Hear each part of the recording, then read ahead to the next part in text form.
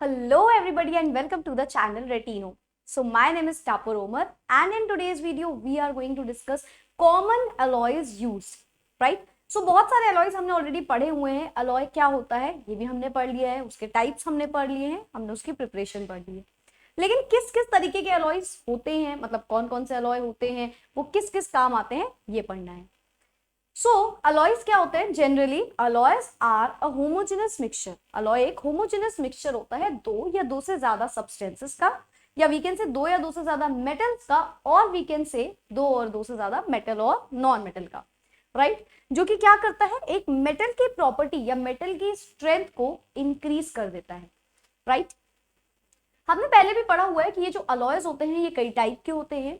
इनमें से अलॉयज ऐसे होते हैं, वो अलॉयज बनते क्यों है, मतलब बेसिकली इसलिए बनाए जाते हैं ताकि हम किसी मेटल को ऐसी जगह पे यूज कर पाए जहां पे मेटल का सिर्फ और सिर्फ स्ट्रॉन्ग होना जरूरी ना हो, बल्कि उसका बहुत ज्यादा ऐसा होना जरूरी हो कि वो तुरंत ब्रेक ना हो पाए, वो इजिली खराब ना हो पाए, उसमें करोजन ना लग जाए. बहुत सारी चीजें होती हैं, राइट? तो हम जब किसी बड़े काम में, बड़ी जगह पे किसी मेटल का यूज करना चाहते हैं, किसी पार्ट्स को बनाने के लिए, किसी भी चीज के लिए, तो उस टाइम पे हम जो मेटल यूज करते हैं वो एक प्योर फॉर्म में नहीं होता, वो किसी के मिक्सचर के फॉर्म में होता है. जैसे फॉर एग्जाम्पल हमें यूज करना है कोई एयरक्राफ्ट वगैरह में, वेरी कॉमन एग्जाम्पल, तो वहां पे हम जनरली प्योर मेटल यूज नहीं करते हैं. क्यों नहीं करते हैं? क्योंकि उस टाइम पे अगर हम प्योर मेटल यूज करेंगे तो वो प्योर मेटल के अंदर एक तो स्ट्रेंथ बहुत कम होगी, राइट? ऊपर से उसके खराब होने की प्रोबेबिलिटी ज्यादा हो जाएगी.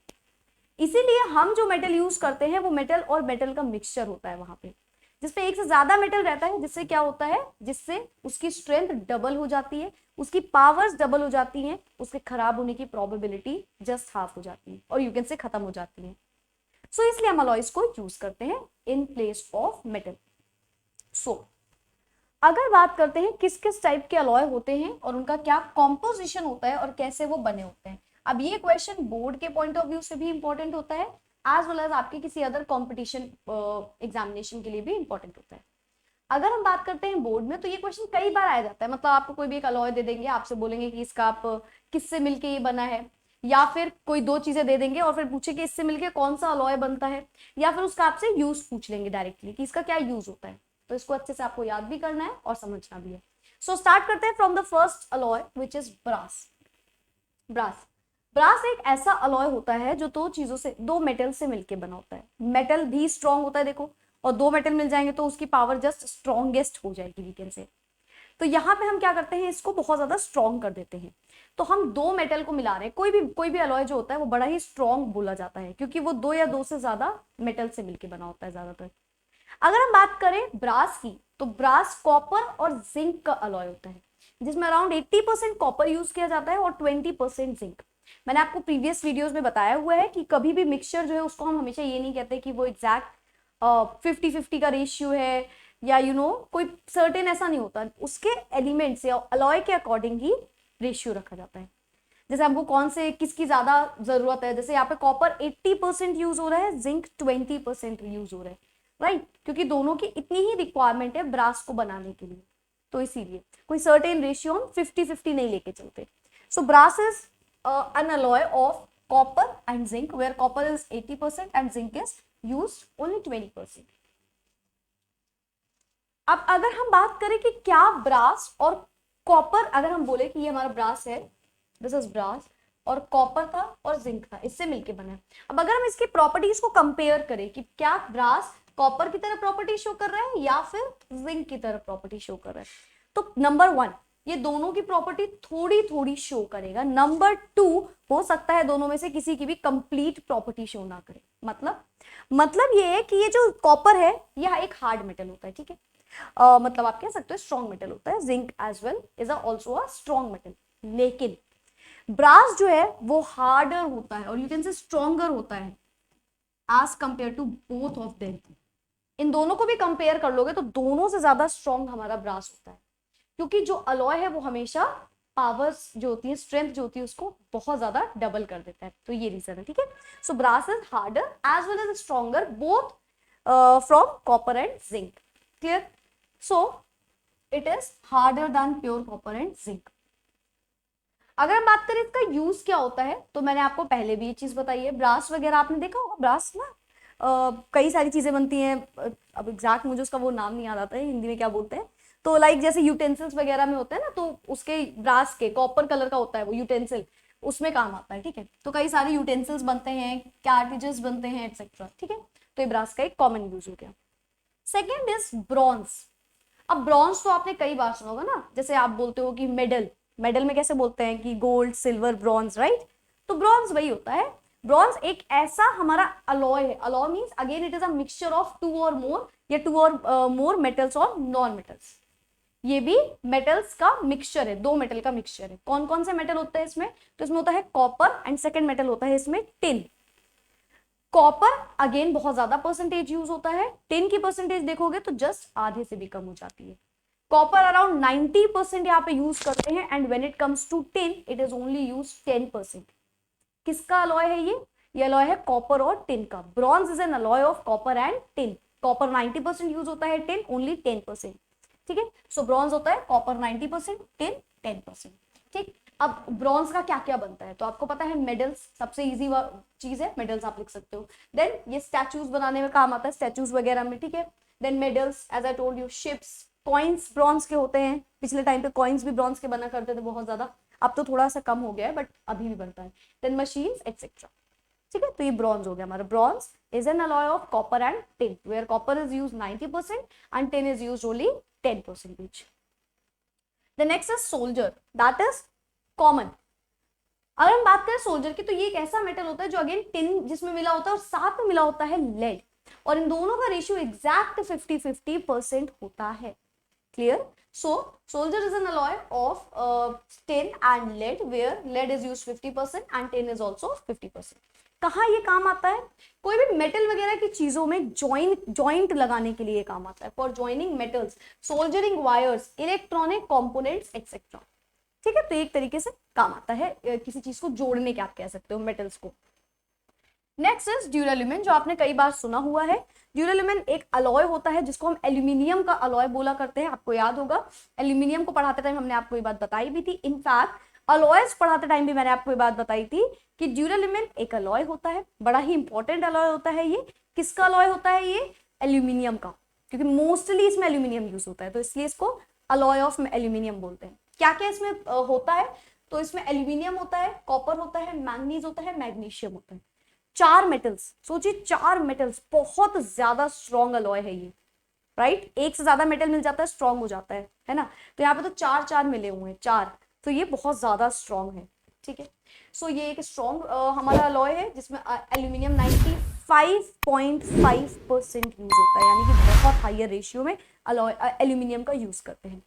इसका रीजन है, क्वेश्चन अराइजेस ऐसा क्यों होता है कि इसमें एल्यूमिनियम इतना ज्यादा, एल्यूमिनियम हमारा इतना ज्यादा यूज हो रहा है?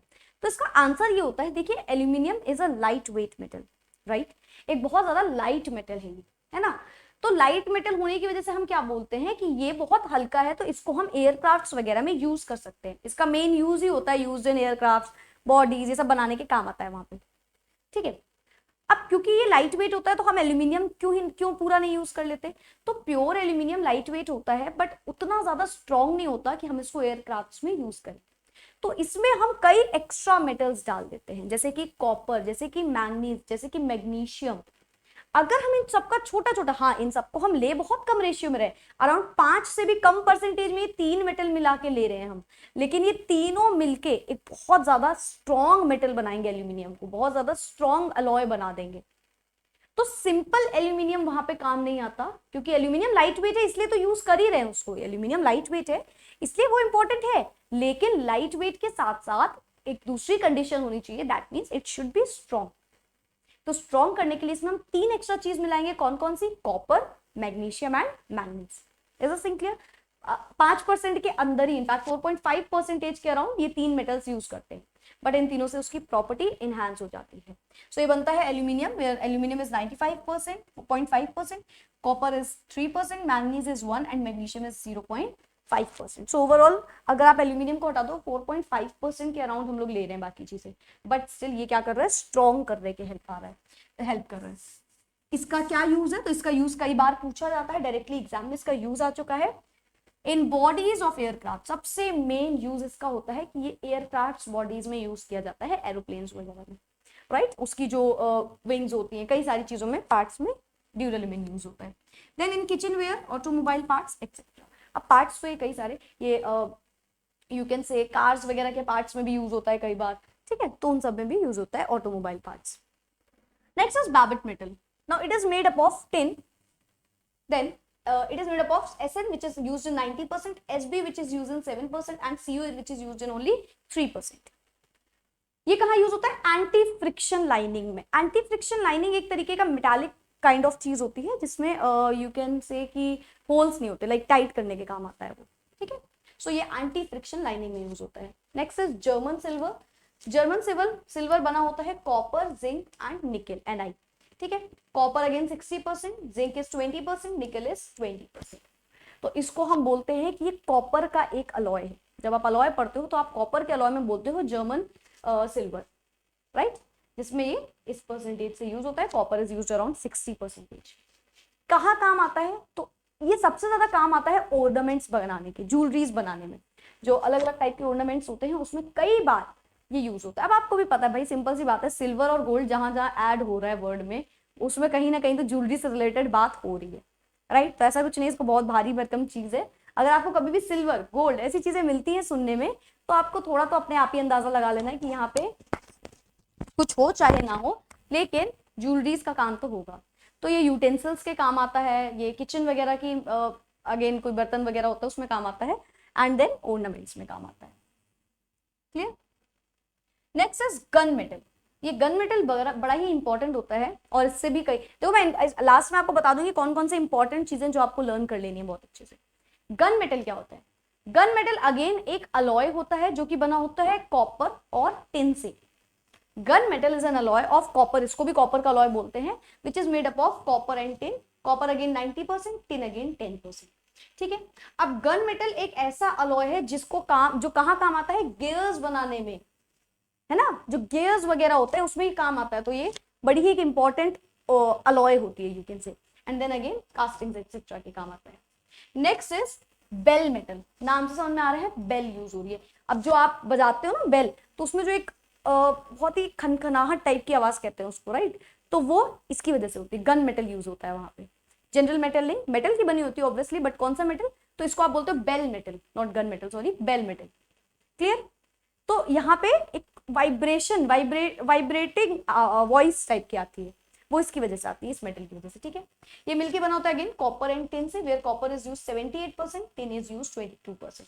आपको मैंने एक प्रॉपर्टी पढ़ाई थी अलॉय की, उसमें मैंने आपसे एक बात कही थी कि जो हमारे ये मेटल्स होते हैं, देखो रेशियो अलग कर दे रहे हैं तो पूरा का पूरा मेटल बदल जा रहा है। Can you see that? 90 और 10% ले रहे हो तो गन मेटल बन रहा है, उसी को 78% 22% कर दे रहे हो तो बेल मेटल बन जा रहा है। ये बड़ी खास प्रॉपर्टी होती है अलॉयज की। अलॉयज को आप रेशियो के अकॉर्डिंग बना सकते हो, रेशियो के अकॉर्डिंग वो अपनी प्रॉपर्टी बदल सकते हैं। अब हम यहाँ पे बोल रहे हैं फॉर एग्जांपल एल्यूमिनियम 95% है, कॉपर 3, मैंगनीज दिस, मैग्नीशियम ये। मान लो हम इसकी जगह उल्टा कर दें, हम बोले कि जो हमारा कॉपर है वो ले लो 50%, एल्यूमिनियम को आप ले लो केवल 10%, 20% या समथिंग, तो क्या फिर वो जो अलॉय बन के आएगा क्या वो यूज कर सकते हैं एयरक्राफ्ट में? नहीं, then it will not be used in the aircraft, क्योंकि यहाँ पे यही प्रॉपर्टी चाहिए जिसमें लाइट वेट हो, स्ट्रॉन्ग हो एंड सो ऑन, जल्दी गंदा ना हो, उसमें कोई भी kind of you can say rust नहीं लग सकती, करोजन नहीं हो सकता, करोजन फ्री होना चाहिए। तो ये सारी चीजें कब होंगी? जब इस रेशियो में आप रखोगे, जब आप इस रेशियो में रखोगे तभी ये सारी चीजें होंगी, अदरवाइज नहीं होने वाली, ठीक है।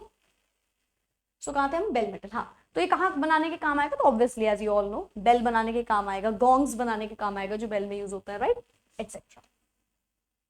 Next is magnesium. Magnesium is an alloy of not magnesium only but aluminum as well. जिसमें नाम तो लग रहा है कि मैग्नीशियम ज्यादा यूज हो रहा है, बट एक्चुअली में मैग्नीशियम नहीं, एल्यूमिनियम ज्यादा यूज होता है, अराउंड 90%। मैग्नीशियम की अगर बात करें तो 10% यूज होता है, बट ये प्रॉपर्टी बहुत ज्यादा मैग्नीशियम की ले लेता है, तो that is why it sounds like a magnesium. So magnesium is an alloy of aluminium and magnesium, where aluminium is use 90% and magnesium is use 10%। Clear? कहाँ काम आता है? बैलेंस बीम, है ना, बीम बैलेंस आपने सुना होगा, लाइट इंस्ट्रूमेंट्स एक्सेट्रा, इन सब के ये काम आता है। Next is pewter. Pewter is an alloy of tin and lead, where tin is 75%, lead is 25%. ये बड़ा ही एक इम्पॉर्टेंट काइंड ऑफ अलॉय होता है जो कप्स वगैरह बनाने का काम आता है। बहुत अच्छा माना भी जाता है ना, कप्स की वैरायटी होती है कई सारी, कि ये अच्छा है मैडम, आप ज़्यादा महंगा खरीद लीजिए ना, कुछ चीज़ें महंगी होती है, कुछ चीज़ें सस्ती है, बहुत अच्छा मेटल माना जाता है। ठीक है, प्यूटर अलॉय होता है जो कि 75% टिन एंड 25% लेड से मिलकर बना होता है। इससे कप्स, मग्स एटसेट्रा बनते हैं। ये एक बहुत अच्छी वेराइटी होती है, आप कह सकते हो। 11th one is type metal. Type metal बना होता है लेड 82%, टिन SB 15%, SN 3%। ये बनता है कास्टिंग टाइप के लिए। ठीक, कास्टिंग टाइप एक काइंड ऑफ मेटल होता है, आपने सुना होगा ना, कास्टिंग आयरन। तो ये कास्टिंग आयरन नहीं है वैसे, एग्जैक्ट कास्टिंग टाइप के लिए यूज होता है, जैसे वही सारे कुछ मेटल्स की चीजें बनाने के लिए। ठीक है, सो दिस इज इट। अब इसमें से इंपॉर्टेंट चीजें आप मार्क कर लीजिए जो कि आपको एग्जाम पॉइंट ऑफ व्यू से याद करना है।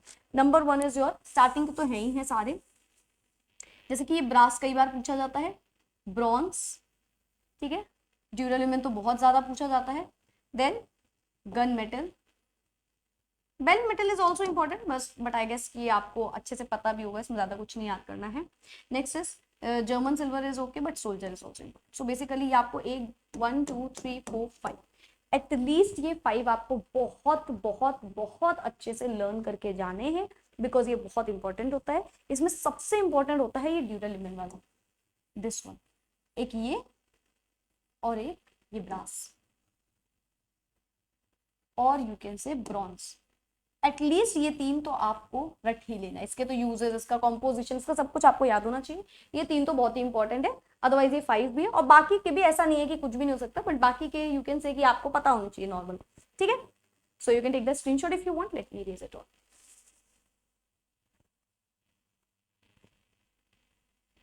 Okay, so that's it for today. अब मिलेंगे नेक्स्ट वीडियो में, जिसमें आगे बात करेंगे कई अलॉयज की और। सो मिलते हैं नेक्स्ट वीडियो में। Bye bye, take care and keep studying.